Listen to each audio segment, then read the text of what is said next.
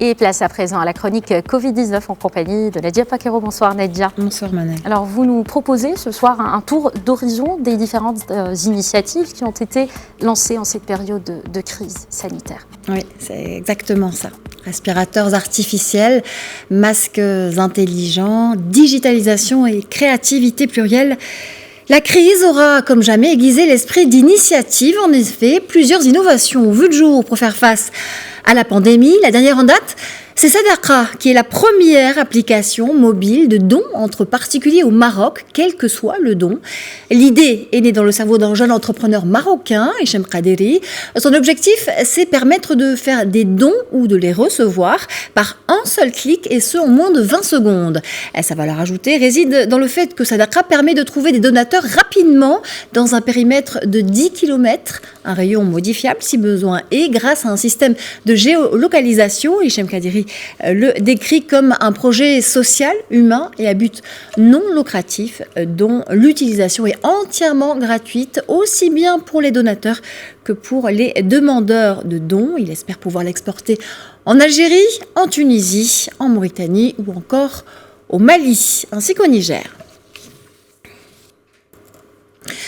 L'une des conséquences positives du coronavirus, c'est aussi d'avoir donné un peu de souffle à la nature. Dimanche dernier, le Royaume a ainsi été distingué par le programme des Nations Unies pour l'environnement grâce à son projet de vie, son projet Mission verte et durable, lancé en décembre 2019 aux côtés de la France, des États-Unis, de la Suisse et du Royaume-Uni. Le Maroc a été salué dans le cadre de l'initiative Greening the Permanent Mission in Geneva, lancée par la plateforme du GEN, le réseau environnement de Genève. Cette mission a développé le concept mission verte et durable qui s'inscrit dans la politique environnementale continue du Maroc. Concrètement, cela se traduit par des inspirations écologiques dans l'élaboration de projets d'envergure, mais également d'actions quotidiennes. Le Maroc est le seul pays africain, arabe et en voie de développement ayant lancé un projet de mission plus écologique. Lorsque l'on sait que le développement économique et l'environnement sont souvent opposés, ce doublé rare mérite qu'on le souligne. Et on le disait un peu plus haut, au-delà des drames humains et des bilans macabres qui marqueront à jamais cette crise plurielle, la pandémie a libéré les énergies innovantes. L'adversité s'est ainsi révélée être un moteur redoutablement efficace pour beaucoup. Des étudiants se sont ainsi distingués au Maroc et ailleurs. Des étudiants ou encore d'autres créateurs confirmés, eux.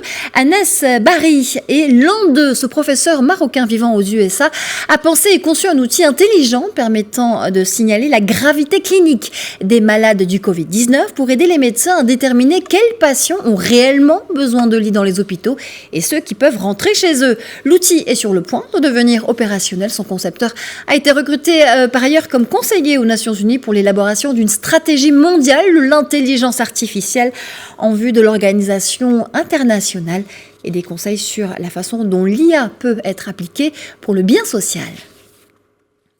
Enfin, l'art a lui aussi été une terre d'innovation et de résilience. En témoigne Resiliart, une plateforme créée par l'UNESCO dont vous avez probablement entendu parler. Les artistes et la créativité au-delà de la crise, c'est l'esprit de ce mouvement global face à la situation d'urgence culturelle provoquée par le Covid-19.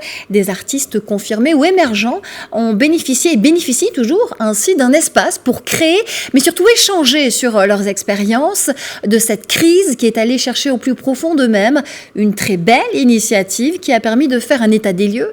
La pandémie a en effet révélé et amplifié la volatilité préexistante des industries créatives. L'occasion pour l'UNESCO de lancer aussi un appel au gouvernement et aux organisations non gouvernementales pour faire le point sur les mesures prises pour soutenir les artistes et les professionnels de la culture durant cette période.